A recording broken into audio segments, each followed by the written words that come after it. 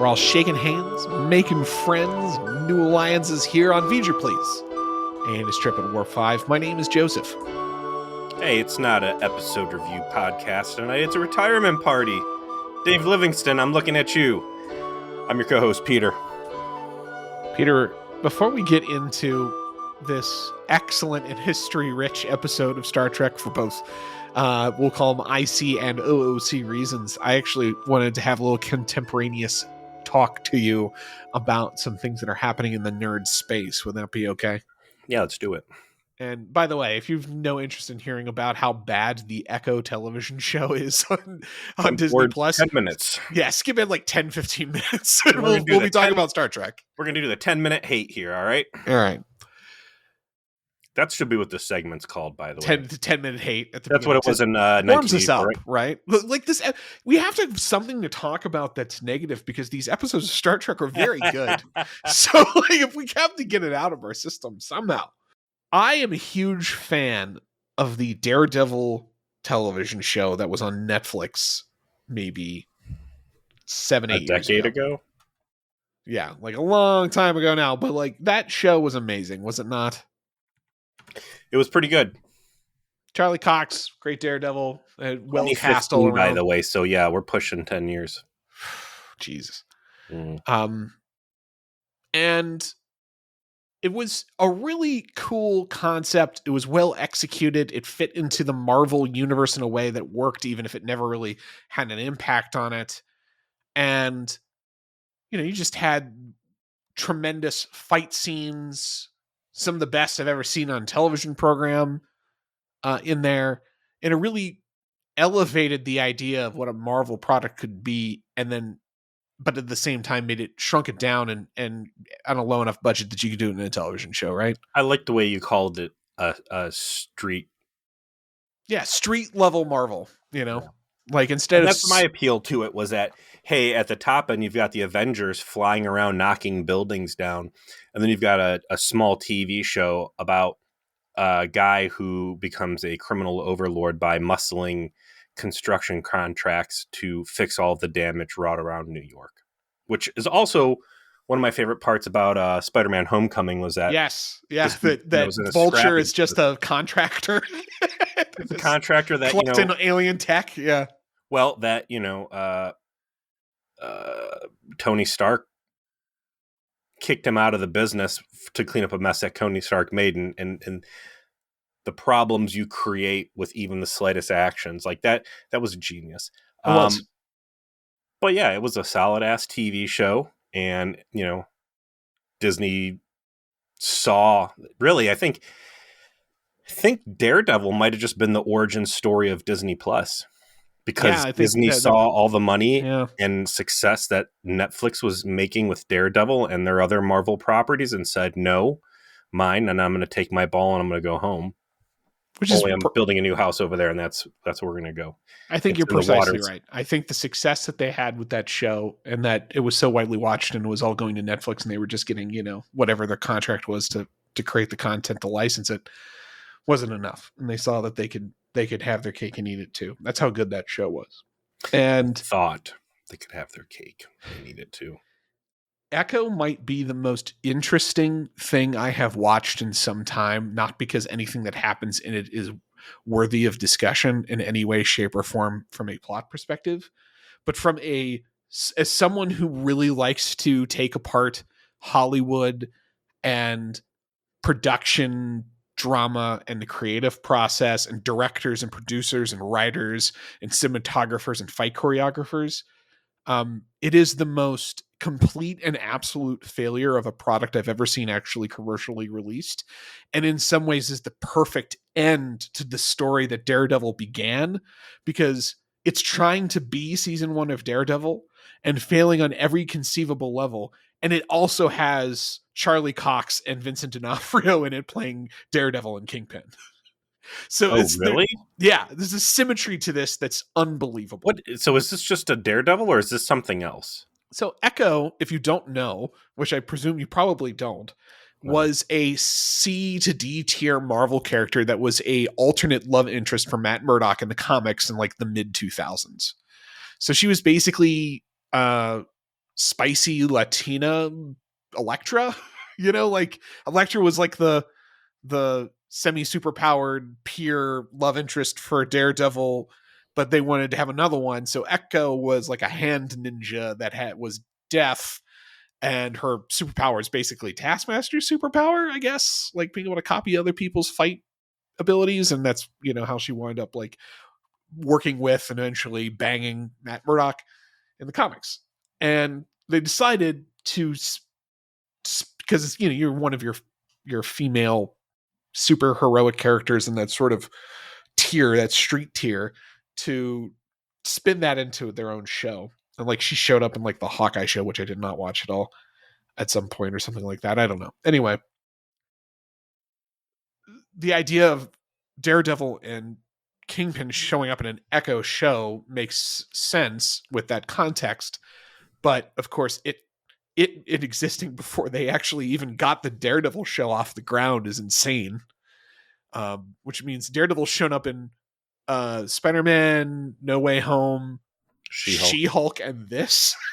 Like Charlie Cox must really wanted those paychecks, man, because like he's not covering himself in any glory. I guess Spider-Man was okay, but Spider-Man was great. Yeah, Spider-Man was great. He's actually perfect cameo for that. But they really wanted to do girl boss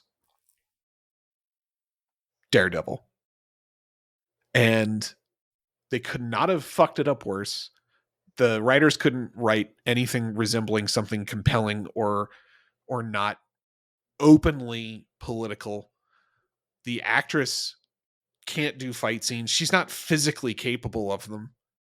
The cinematographers and the stunt performers didn't know how to sell the fight in any way when she's involved because she's so bad. So everything just looks sloppy. How many episodes is this? 6. Did you watch them all? No, I couldn't. You're saying no to like exonerate yourself, like you are wise, but I might though. I'm not saying that I won't, because I think you're going to have to watch it now, because I don't think I've ever seen a product more destined for a tax impairment write-off in my life. I'm shocked it was released. It's that bad. I'm shocked that Aquaman 2 was released. Yeah, it is. Oof. And again, I don't believe that it's the superhero genre is fatigued. I just think there's so much bad product out there, and that these studios, Disney specifically, has been operating under the false pretense that you can put out anything, and if it is a comic book movie, that it will make money, and that it's taking them a very long time to learn their lessons.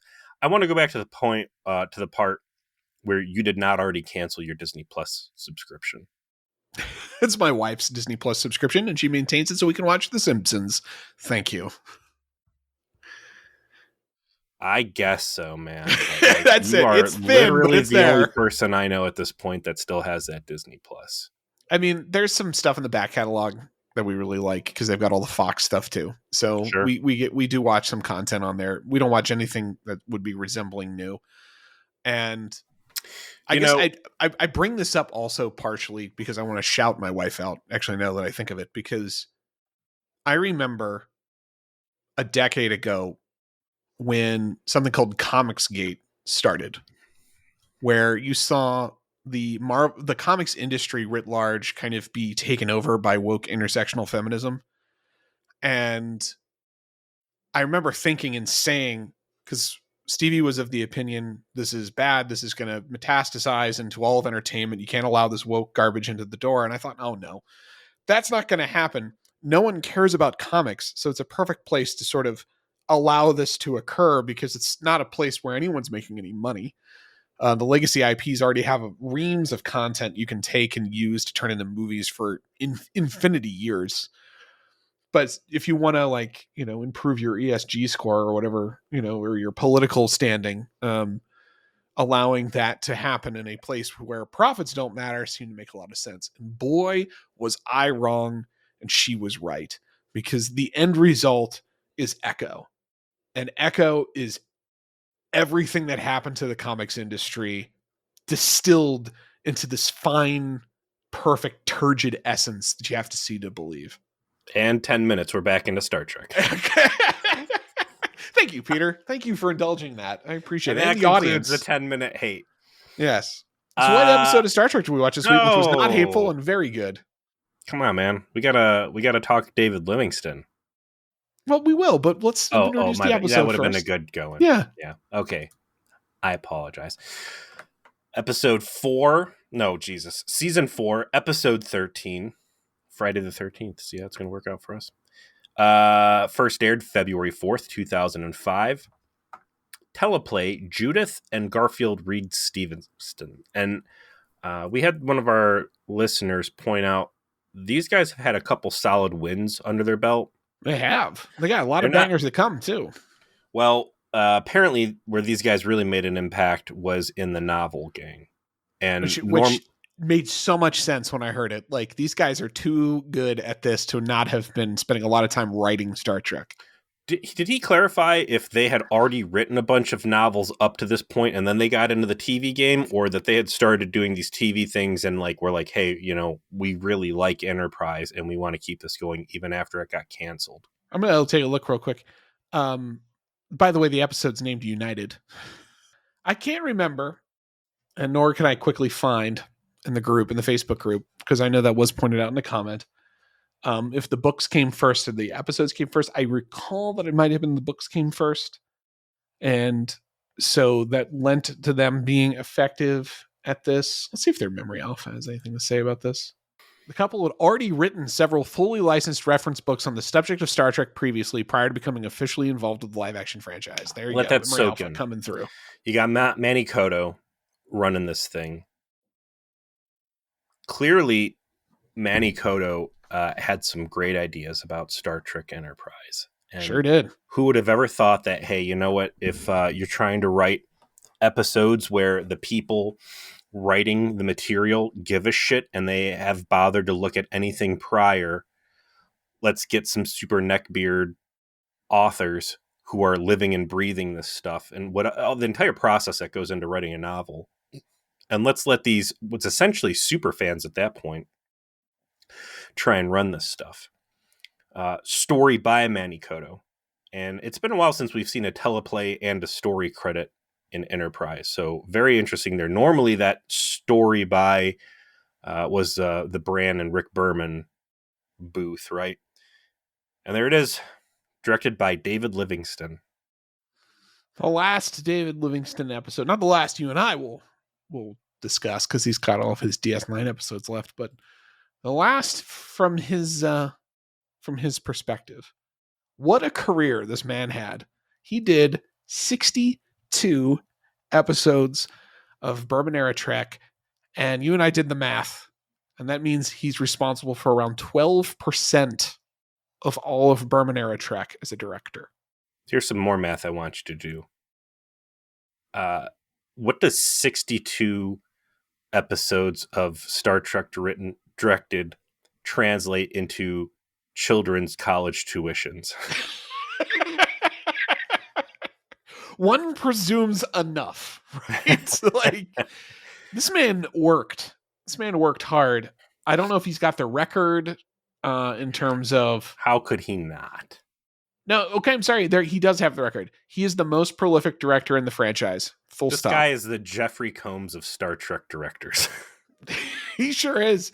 And it's an up and down thing. His biggest series was Voyager. It was rough going there at the beginning. The Cloud, Emanations, Learning Curve, Non Sequitur. He had a bad time, okay, at the beginning. He eventually did turn out some hits, some Voyager hits. Warlord. Love it. We liked that one a lot. Those nose tubes, the blood. Sexy vampire cat kiss. Indeed. We liked Infinite Regress. We liked In the Flesh. That was Robert Beltran's Sex Machine. Author, Flesh and Blood. So some of the late hits. He also did Spirit Folk. He also did Alice, Trash Bag Tom.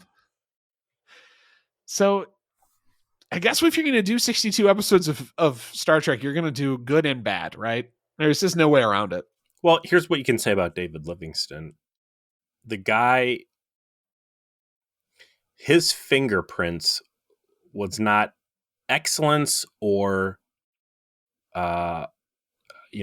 garbage. It's not like I could go back through any of those episodes that were bad and be like, this was a disjointed piece of shit with production holes and bad blocking or whatever. Oh yeah, he was a worker. He knew how to make a episode of Star Trek. He knew the His house fingerprint, style. He helped define the house style, he was the and he fucking house. and he executed on it. His fingerprint was, I can take a script and I can get these guys to put on a show, and I can do it in some cases to the point where they have to go back to the writer's room and say, make more material because David banged this thing out too fast. And that's how you end up with read overclocking phasers and what's essentially bonus content. And that's something we don't really talk about. There is a lot more Enterprise than you or I see because I don't have DVDs. But like almost all of these episodes have deleted scenes, right? Like they were heavy in the DVD game here. So it's possible he even directed more stuff than we've ever even really discussed. The guy was a production powerhouse, and he wasn't supercharging what you got out of the actors where, Robert Duncan McNeil or maybe Frakes could. But he'd put out a solid product, and I think that just says consummate professional, where it's like, whether it's a turkey script or a banger, you're going to get the same level of efficiency out of me, and we're going to get this thing done. And he's not an hourly employee, but this guy was a company man. I forget, he was fooling around with Kate Mulgrew. Kate Mulgrew in the beginning. He was. He probably not coincidental in terms of why he got so much Voyager work. We reflected on that before. And the guy also, he's certainly ended his career here on a high note. Not just with this episode, but let's take a look at everything he did from like season 3 onward. Impulse, for your favorite episode of season 3, yeah. Proving Ground, one of Impulse my favorite. 2, that was wildly was Impulse a horror movie. Yeah. Horror movie. Wildly different in style. And for the guy I just said has basically no style, he is the vanilla flavor of Star Trek. Like, again, I think that's when we were like, he sees the end of the light at the tunnel, and he's trying to, make those marks. He did Proving Ground, he did The Council, he did Borderlands, Kirishara, and of course this episode United in season 4. So he did great Enterprise work, but I don't want to let him off the hook. He also did Precious Cargo. Gotta take the good with the bad. But this was the good. Great. This was the good. Do you think if you sat down with David Livingston and tried to talk to him about Star Trek, he knows the first goddamn thing? Well, he's an older guy, so I imagine he might be quite reflective, actually, as people tend to be when they've kind of like done with their working career and they enjoy reflecting upon it. I've never seen this guy do an interview or anything, but he seems to me like, all right, get in, say the stuff on the lines. Cool. We're observing our styles, but I feel like, hey, man, what do you think happened to the Kazon in the post-Voyager economy of the Delta Quadrant? Like, I don't think this is going to be... It looks like he did an interview just this last year at Trek Talks 2. So he's been on the circuit a little bit, at least talking about his Star Trek experience. But yeah, he definitely looks like he's in the his golden years. We'll Absolutely. say that. So good for him. Good for him. You know what, David? Hats off to you. You made some very entertaining Star Trek that I have enjoyed tremendously through the years, and I'm glad this is the last one you did because it's a good one. This episode is both like it's weird. This is kind of the end of the main plot line of this trilogy, yet there's a whole nother episode after this that like carries some of the plot on. And it's you'll know more once we start watching the next one, the ANR, what I mean by that. But this is basically the end of the Romulan like interference arc, really. And it's very good at paying off more of those crumbs we've been talking about of like, what is this season trying to do in the limited amount of time it has available to them? It's trying to demonstrate how the Federation came to be. How do humans make that happen, right? Like they're the new kids on the block. They're the less powerful than essentially all of their neighbors. So why, what occurs that leads to the formation of this interstellar superpower that dominates existence in the Milky Way galaxy for centuries to come? And what is Archer's role specifically in making that happen, and how who he knows and how he knows them. I And wanted it's to have just a conversation starting last episode because it was during Babel 1's filming, I believe, that the word came from on high that UPN was going to be canceling Enterprise. And that makes United the first episode to film after that announcement was made. So everybody sees exactly what is going to be happening here. And like we've already discussed, like it's crazy that UPN even let them finish the season out instead of just being like, cut our losses. Do we have viewership numbers on this stuff at this point? I wasn't going to talk about them until the end of the fourth season, because the third season they kept their their viewers pretty strong. Let's take a look though.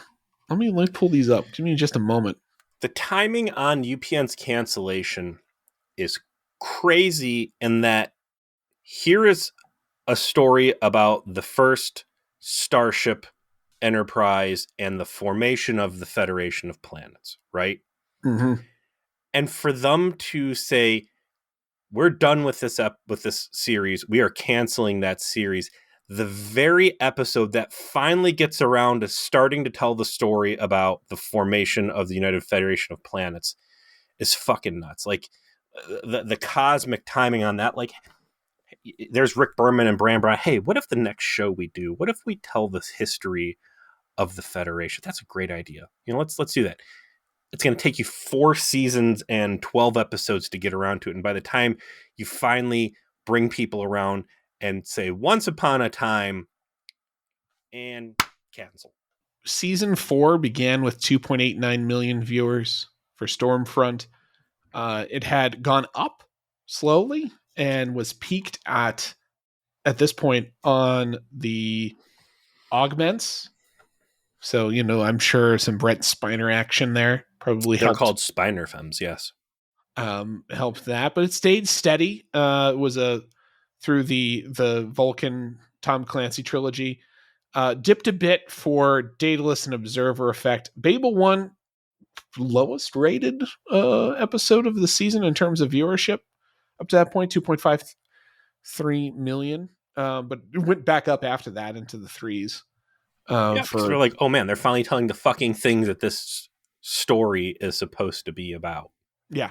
Like you said, unconscionable that it took them this long to finally arrive at doing the story. Unconscionable. And they kind of like earned their cancellation as a consequence. And that's why this season, despite its greatness, is buried in the Trek canon in a way that no one ends up appreciating it. It's like delivering a dead project. I had a hard time with this episode in terms of note taking. It wasn't until I'd say a good 15 minutes in, I looked down at my page and I was like, I haven't written a goddamn. My first note in this, I think, picks up with Shran in the hospital talking to his girlfriend. Yeah, well, I'm just saying, to this episode's credit, like, yeah, I just went right into watching it, and at no point was I like, I need to make a note, or hey, here's something to bitch about. It was just like I sat down. Normally, cold opens on Enterprise have been pretty weak, and it's like, okay, whatever. This is just right into it. Let's have a moment also to appreciate Jeffrey Combs. Phenomenal actor. If Observer Effect was a great demonstration of how good an episode of Star Trek could be when you just use your core cast and let them kind of like do their actor thing, and you're just using all of your existing parts, this is what a solid role-playing guest actor can bring to the table. Like, you mentioned his scene with his girlfriend when she's in sickbay. Fuck, we've bitched about this before, but it's a perfect example. Years of Roxanne Dawson and Robert Duncan McNeil trying to create some approximation of chemistry with each other to have Tom and B'Elanna together, right? Years where it was just mostly nothing, occasionally a little something here and there. You get these two actors who are barely in this fucking show, right? Whose characters we don't know we know Shran a little. We know his girlfriend way less. And they have one solid scene of interaction with each other that demonstrates the depth of a relationship, and it's better, 10 times better than anything you ever got with Tom and B'Elanna over the course of years. To be fair, he is having a emotional exchange with her while she is laying on her deathbed. And the one and only time that Tom and B'Elanna, that Robert Duncan McNeil and Roxanne Dawson, and again, they're both individually great actors, for whatever fucking reason, they just could not make it happen on screen. But the one time they could was B'Elanna laying on the table dying and Tom there saying goodbye to her.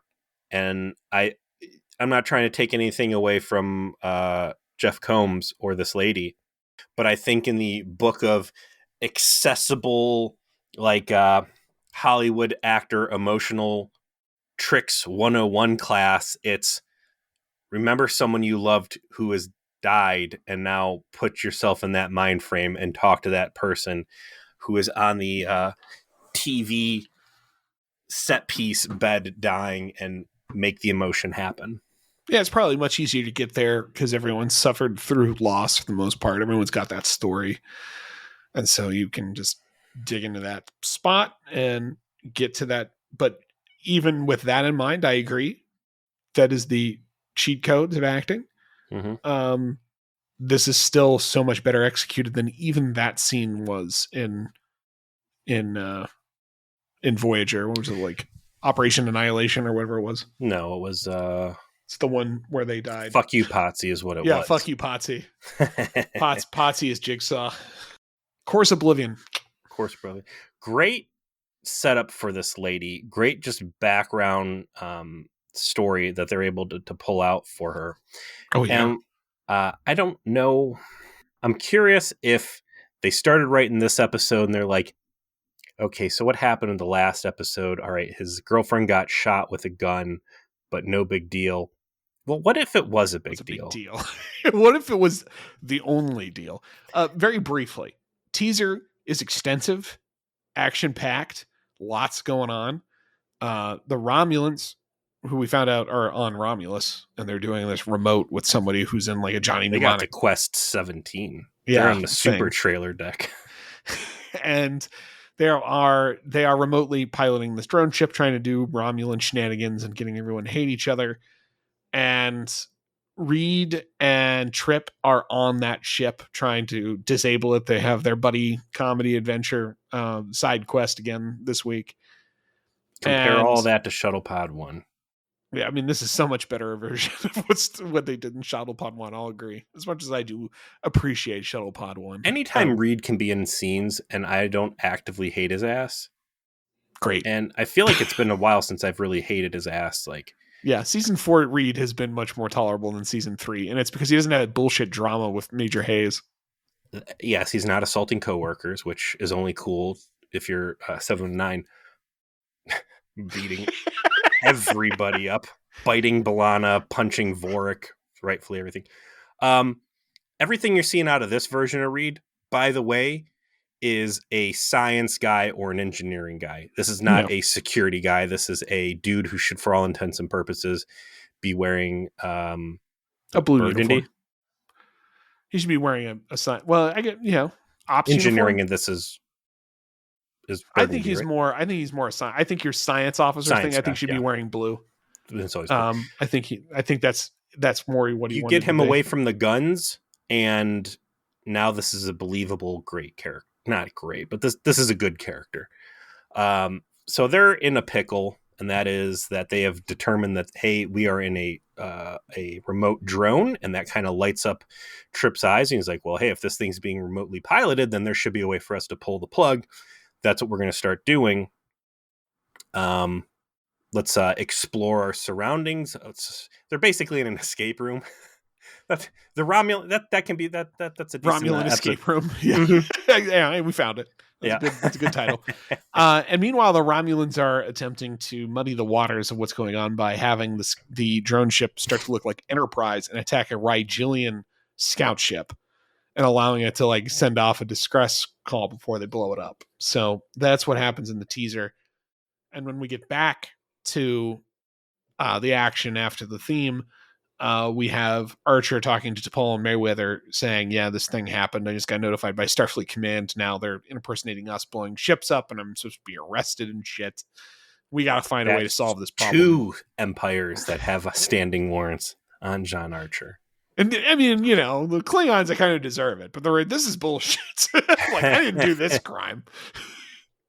And they come up with a plan, which is that T'Pol and Mayweather have determined that if they get a sensor grid of a bunch of ships together, they can catch the Romulans. Where have we heard this plan before? Speaking of Brett Spiner. Did David Livingston? No, he didn't direct that. He didn't direct much TNG, but it should sound familiar because this was something Packing detection grid that they pulled out before. No, that was a Duras episode. It was the Romulan. It was the Klingon Civil War episode where they're trying to prevent the Romulans from crossing the neutral zone and involving that themselves. Pesky Sela. And they note they need 128 vessels to pull this caper off. And as they will relate later on, the human vessels, including the NX-02, whose engines are having trouble, can't make it in time to be effective. So the only people that they can pull this off with is if they combine Andorian, Tellarite, and Vulcan ships to create the mass necessary to catch this thing. 128 ships. Where's Starfleet gonna get 128 ships? We couldn't even come up with 2 ships to defend all of Earth from the Zindian attack we knew was coming. Where are we gonna get 128 ships? Great writing, because this is perfect use of the Romulans, which is we just want to be the CIA boogeyman. We just want to keep everybody down. We want to keep everyone at odds. We're not trying to stop a super alliance. That's ridiculous. Why would there be a super alliance? We just want to make sure everybody keeps doing what they've been doing, and it's petty bickering and infighting. And they're not targeting the humans at first. They don't really have any interest in them, right? Like, they didn't have any interest in them in the Vulcan trilogy. They were using them as a method by which to have the Vulcans clamp down on themselves, but that was all. They weren't trying to do anything with them here. They're having the freaking Tellarites and the Andorians trying to have them go to war. The humans are just blips on the map. Like, these space monkeys just came out of nowhere. Who cares about them? We're here for the elder species, the Andorians. Yeah, the guys have been around a while. Vulcans. Who fucking cares about these new dudes, So that's great that the threat there is that they are trying to provoke war. That this is not just an Earth problem like the Xindi was. This is for basically the entire quadrant. And it's going to take everybody working together to thwart a common enemy. And most importantly, because all 3 of these races don't have good relations with each other, the only one that they have all have good relations with are humans. And the Memory Alpha even points it out. Like, how did the humans and Earth become the center of the Federation? And it could be because they were the ones that showed up late enough that they have no existing beef with anyone and they can play mediator. And that's exactly what happens. And it's like the best parts of this episode is, how did the humans wind up being the ones who started the Federation? What if we got to see that? I don't know. What if we cancel it once you get to see it? It was a forbidden fruit, and they finally took a bite out of it, and UPN cast them out of Eden. Let's talk Tellarites real quick. As much as we can sit here and love on Shran and Suval, you've got these really great characters that are complex and fun to have on camera, and then there's just the fucking Tellarites that are, I don't know if they're just hindered by too much makeup. I think too little time. Like, we've gotten to know the Andorians, we've gotten to know the Vulcans. The Tellarites are in canon the 4th OG race in the Federation, and we've seen them one time as bounty hunters. We've got a speed run to something, and so they kind of make them semi-antagonistic rather than having the time to build a Shran character or a Saval character that relates into the plot. All right, well, guess what? We're about to get canceled. So they're just going to be jerks. We're just And going to go that's from really there. what they boiled down to, is just almost TOS level antagonistic story elements. Go back to the bounty hunter episode. I thought it was really cool, the attachment that guy had to his ship. Right, which is apparent part of the Tellarite lore, that they're all talented engineers, and they're And all none of that comes through whatsoever. And it's in fact kind of counterintuitive that the Andorians somehow have such better ships that they just shithouse the Tellarites at every military encounter they have, which is what makes Shran's ship getting blown up by a Tellarite vessel key Shran into the fact that, something's wrong. T'Pau can only give the Vulcans can only give 23 ships, because apparently I like how the impact of the Tom Clancy trilogy is still happening in the background. And they're like, yeah, because T'Pau relates, the ships don't have crews anymore. people See, what people don't happened? have jobs now, because the heads are rolling. Well, is it? Or is it because Sirach released the new Harry Potter book and everybody's calling off work to stay home and read it? And as a result, there's not enough people to man the ships. Well, they say it's political upheaval, and like that there's cleaning of house, which of like these are the people who are loyalists to the old regime, and they're no longer being permitted to be in roles of military authority. That was actually my favorite line of the episode, that you have the once mighty Vulcan fleet, that dwarfed Starfleet, that has arguably the best ships in the quadrant and the most capable spacefaring organization out there, reduced to a meager 23 ships. So clearly putting great strain on Vulcan as a planet. Like, if all of a sudden you had probably a couple hundred ships and now you're only able to operate 23, like, what does that do to your trade routes?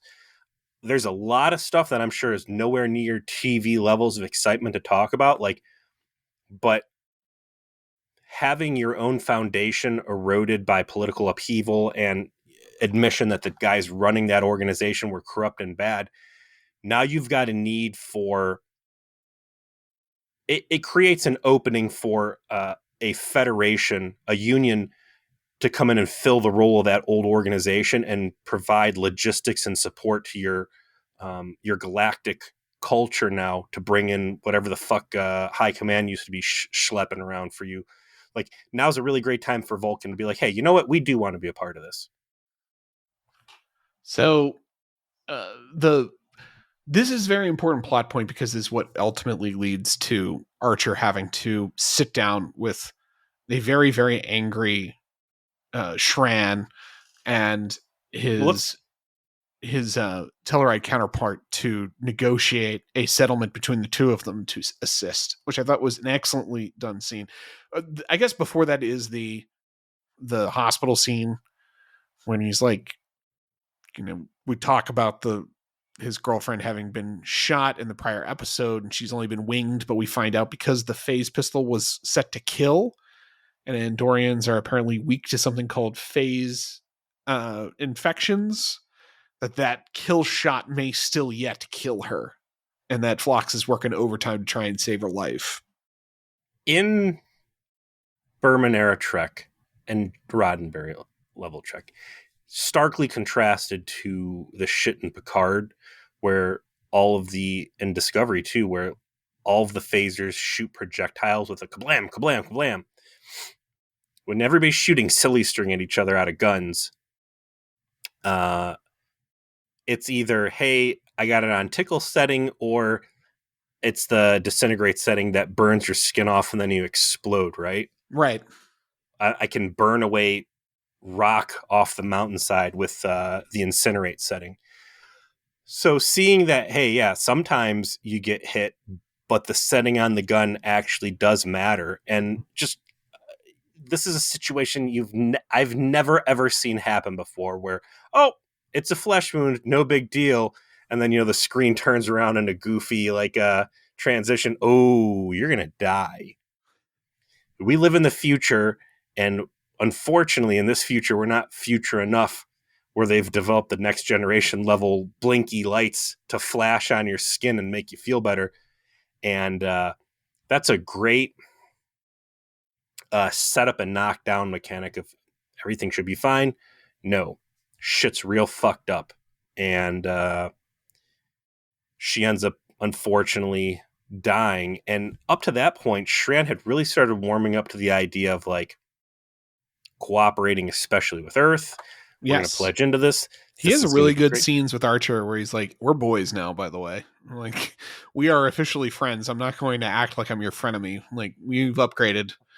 We are now friends now." And that means, I want to make sure that humans and Andorians actually maintain an alliance with each other that seems to be in the interests of both of our races. And he believes you believe that he believes that, right? Sure. And he has that scene with Archer where they're, kind of commiserating over that. He has the discussion with Grawl, the Tellarite, where Archer finally lays down the law on both of them, where they're yelling at each other, and he's just, this might be Archer's best scene in the whole series so far, where he's like, "If you're expecting me to stop either of you, I'm not going to. I'm done. I'm done trying to get in the middle of this. Right? You've said what you've said, and you've decided to ignore what I've had to say so far. So I'm not going to stop you from fighting." And it gets their I like attention. that And he's like, I've tried to appease you, and I've tried to appease you. We're gonna do option 3, which is you guys start acting and respecting my culture, which is just mutual respect, and we try to have a big boy discussion here. yeah, like, I'm tired of entertaining your arrogance as a show of deference, and I'm tired of allowing you to be abusive because it's part of your culture. We're not doing these things anymore. Like, we're gonna do what humans do, which is we're gonna fucking figure this out and work together to solve the fucking problem like adults. Are you guys ready to be adults now? That's what humans are good at. It was a great scene for him. It shows him like not just being like very like subservient. It shows him taking the whip hand and saying, "Now it's going to be like the way I want it to be, or we're all going to have bigger problems, and you both know it. So why don't you stop with this shit and get on the fucking train of dealing with your problems?" It was kind of a head scratcher because we all saw what happened at that hostage scene from the last episode, that the Tellarite ambassador's underling went completely unpunished for grabbing the gun and shooting the Andorian. Like, I figured that guy would have at least been on like house arrest, but instead it's like, hey, no harm, no foul, until Shran's girlfriend dies. And now Shran has to be pulled out of like, I want a better tomorrow, to you killed my wife. It's a hard shift. Meanwhile, a couple things happening. One, the senator who's overseeing this op on Romulus comes in and is like, "I'm displeased at everything that is happening. The ship's been breached. This is supposed to be like a special ship that makes it so that we can go fuck around with drones and other people's space, and it doesn't come back to us.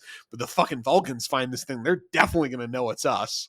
So, which we already know is true because T'Pol got a sniff of what was happening and figured out it was the the Romulans immediately. Which was exactly what he was worried about. Right. And so he's correct in his concerns.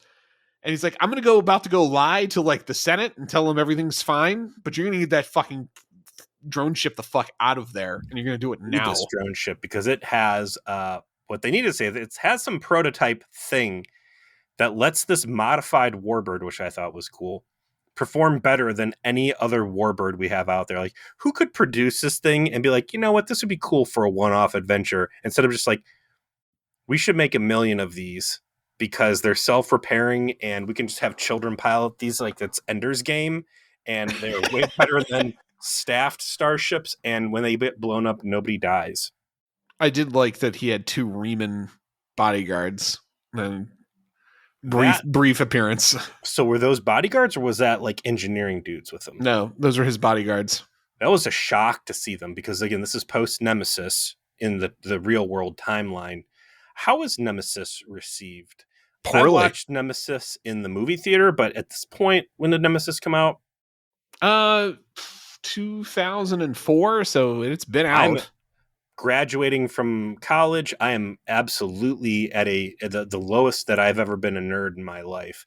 I still saw it because it was Trek, but I did not go on the internet and talk about it or anything else. I saw it as a movie, and that was it. And I moved on with life. I didn't know it had the bad connotation it did or had developed until we started doing this podcast.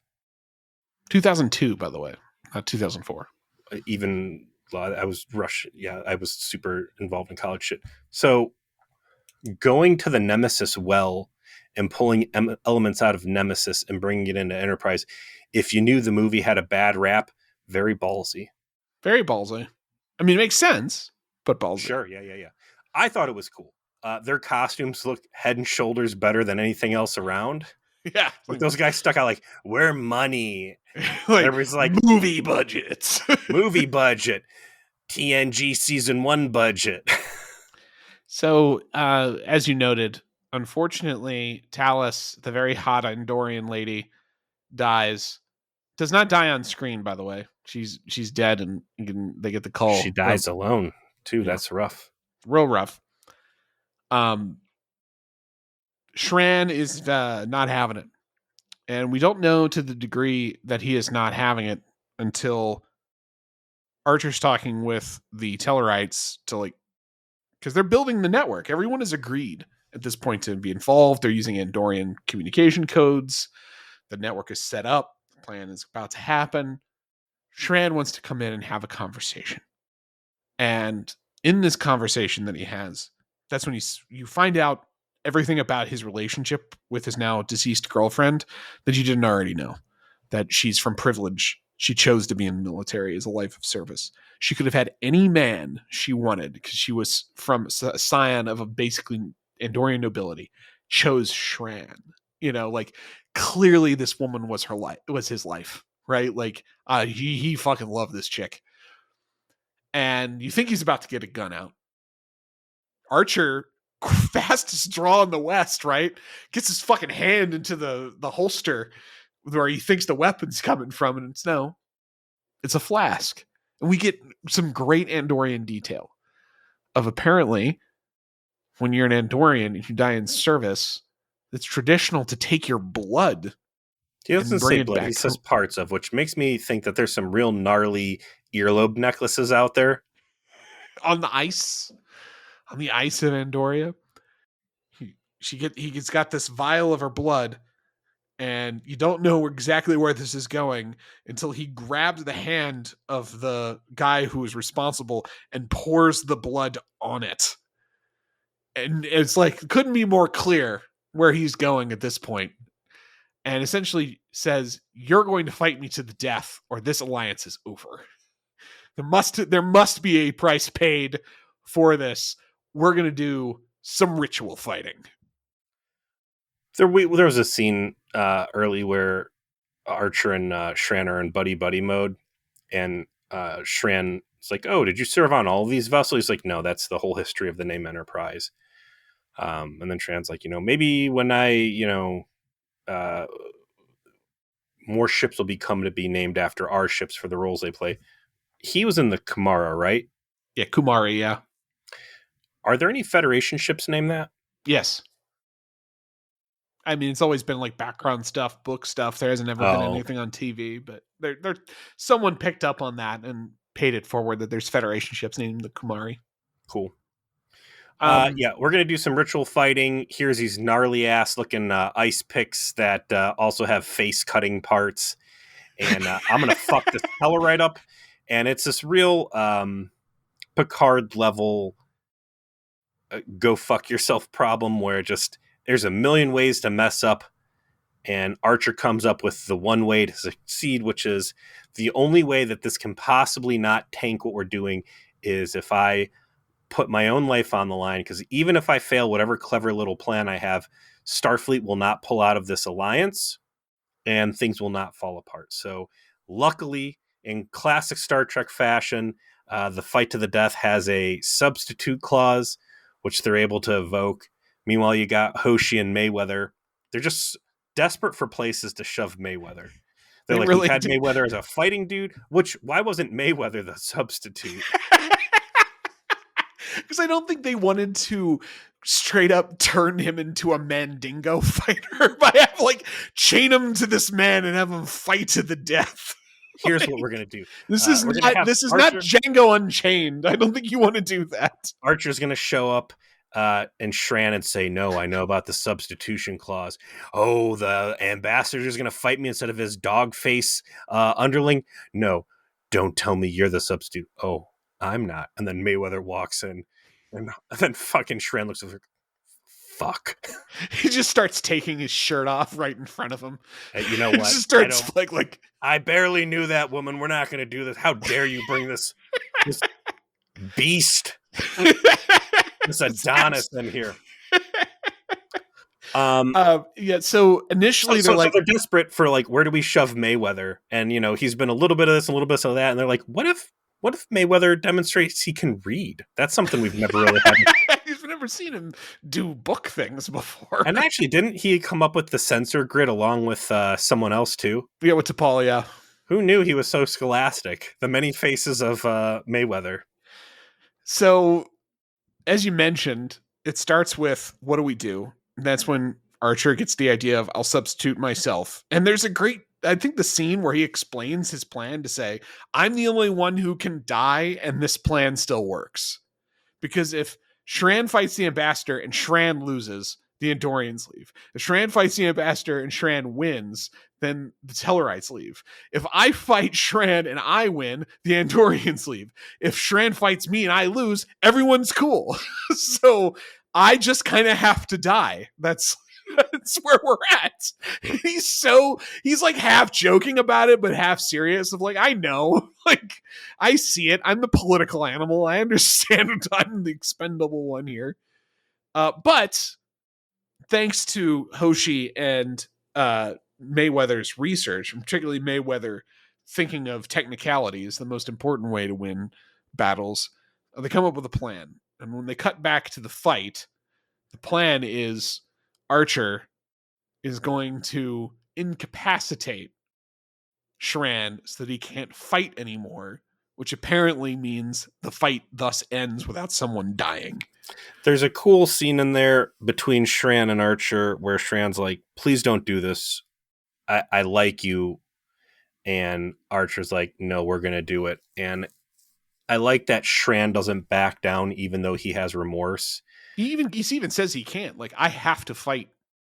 Otherwise no Andorian would follow me. That's our creed. I have to do this. You can punch holes in the logic. You didn't lose to the Tellarites. You lost to this Romulan threat, and by dropping this thing, you're pursuing the Romulan. Whatever. I like that Shran and respects Archer for going in, even though it pains him to do so.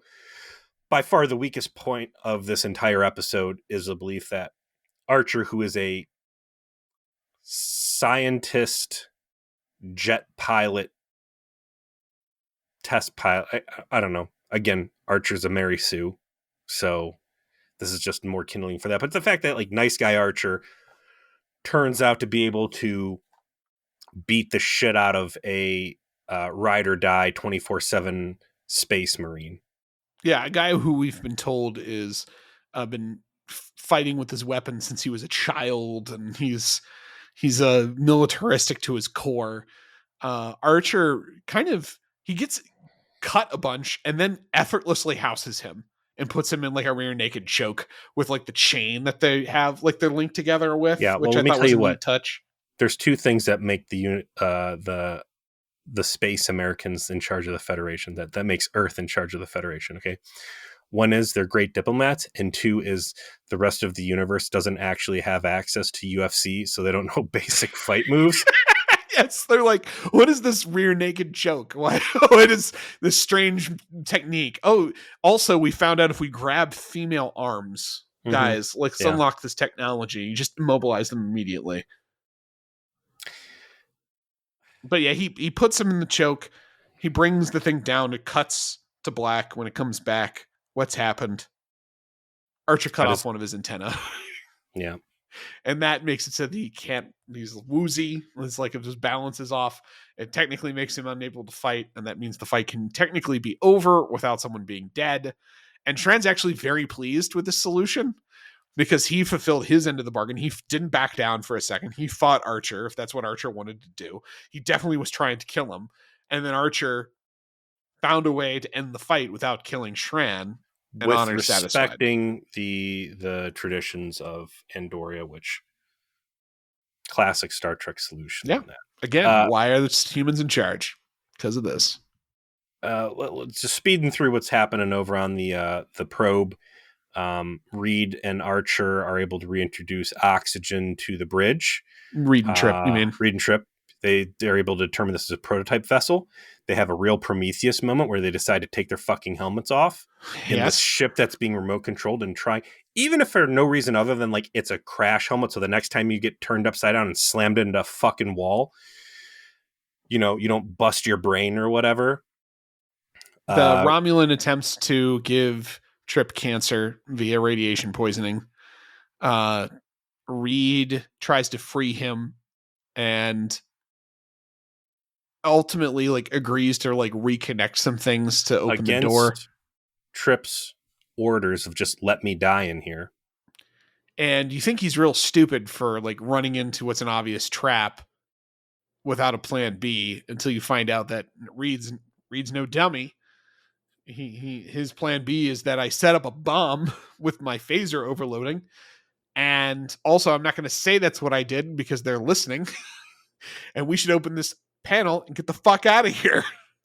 Because this is about to blow up real good. So good, in fact, that the characters themselves are astonished at how good it worked. They're like, you did that with one phase pistol? I was like, I guess I blew up more than I thought. We're on an alien ship. I don't know how it works. Sorry, I was kind of skilled, I guess. If it was Orville, there would have been conversation. I don't know if I'm comfortable having that thing strapped to my hip after all. Yeah. Boy, who would have thought the phaser makes a better grenade than it does a pistol? So that's all happening on the ship. And with the battle between Shran and Archer settled, the detecting grid works. They find the drone ship. They engage the drone ship. They have a bit of a forced march ending because, again, the Romulans can't actually be found out to having been responsible for this in canon, and no one can see them. So ultimately, the drone ship does get away, but Reed and Trip manage to bust out of the ship out of an airlock so they can be beamed on to Enterprise. And a whole bunch of the posse shows up, actually. And you see an Andorian ship, a Vulcan ship, and a Tellarite ship all arrive to try and intercept the probe. It gets away, but here we all are. Why don't we talk about cooperating more in the future? Seeing all of those ships, the Proto-Federation, show up in mass, and it was only 8 or 10 ships or whatever, real fucking cool. Yeah. Especially the perspective you're able to have on it, because Trip and Reed are just floating through space in spacesuits as these, this massive Vulcan, whatever class that is with the spherical thing, pop out, kind of haunt the area for a minute, looking for where that probe went before warping back out. And they're like, oh, fuck, they lost us. And then Enterprise flies in behind them, and it's a really cool reveal. And then they kill them by transporting them in and disintegrating them. The end comes with the the drone ship having returned into Romulan space, and Johnny Mnemonic is revealed to, in fact, be what at this point is not known to be an ANR, but we know from watching Strange New Worlds, or you may know from watching Strange New Worlds what that is. This white-skinned Andorian that looks like he's blind. What is this? To be continued shows up on the screen. So we have more story left, more Jeffrey Combs. Shout out to one other thing in this episode. T'Pol has a line that I really liked because it's a shout out back to TOS when he's trying to convince Archer not to fight Shran, and taps into something that this episode ends up being about, which is Archer's destiny to be the president of the Federation. One man can summon the future is part of the line, right? Yeah, I wanted it to be Knight Rider. One man can make a difference. Well, one man can summon the future is exactly what Kirk says to Mirror Spock before he leaves the Mirror Universe to try and convince him to rebel against the Terran Empire. Hmm. So, neat use of a line that is a, you know, very well used in context to convey the same sentiment. So, shout out to whichever of our writers came up with that one. That's the kind of depth of understanding the material that you get from these two writers who have produced basically in-depth fan material before starting to write the show, that they thought like, okay, nice touch here, I'm gonna have the Vulcan say this line to Archer that a human said to a Vulcan in a TOS episode. Archer's in a great place to negotiate this stuff. Again, hey, we're here. Why don't we just have the talk? Who needs babble? We can just talk right here on Enterprise. Also very fitting that the formation of the Federation is essentially pioneered on Enterprise, and why Enterprise would always be the flagship of the Federation for these reasons, right? Yeah, we got the Tellarite ambassador who I couldn't even tell you what this fucking guy's name is. And then, hey, here's Shran, who's just a captain. The story I would really like to see, if they had the time to tell the story, is how does Shran and the people of Andoria cast off their greedy, treacherous military complex?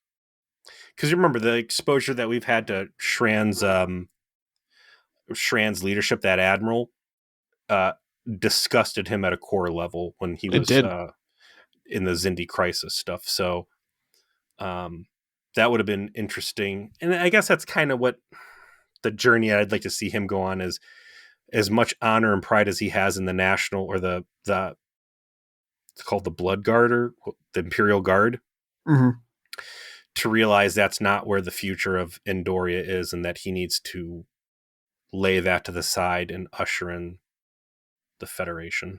Well, there's some of that we're about to see with this next episode, Peter. Hey, perfect. So what is it? Speaking of the devil, we're going to be going into season 4, episode 14, the Anar. This is an Andre Baramis, story by Manny Cotto, directed by Mike V'ger. David Livingston's gone. End of an era, man. Archer visits Shran's icy homeworld to find an Andorian subspecies called the Anar to determine their connection to the Marauders, destroying the ships in the region. I hope there's an opportunity for the Anar and the Andorians to have a terrible virus that might kill the Andorians, but the Anar could survive, and Phlox withholds the cure, and it's a nice conspiracy, and a bunch of people die. Nice women and children and everything. Well, thank you for listening to V'ger Please, a heinous trip at Warp 5 or whatever we are. And with our 10 minutes hate and everything else, and go subscribe to our Patreon and write us reviews and listen to us on Spotify or Google Podcasts, send us an Amazon email, or YouTube, or our RSS feed, wherever, whenever. Talk to us on Facebook. Email us at vgplease@gmail.com. Join our Discord. If you don't know what our Discord is, email me or join the Facebook group and I'll give it to you. Whatever. Interact with us more. See ya. I'm terrible at pitching our show. It's not my talent. That's a secret to our sauce. Yeah.